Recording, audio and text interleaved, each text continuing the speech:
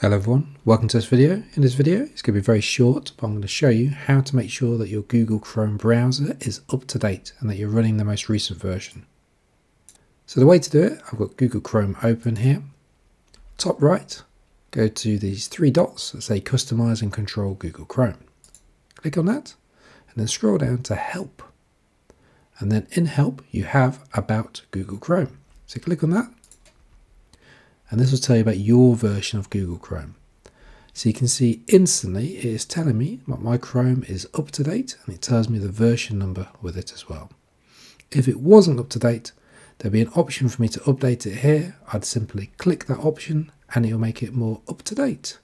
By running the most up to date version of Google Chrome, you're ensuring security, because Google will regularly release patches to make sure that the website is up to date to reduce the opportunity for viruses to be coming through websites. And also, it increases the chances of web pages being displayed correctly.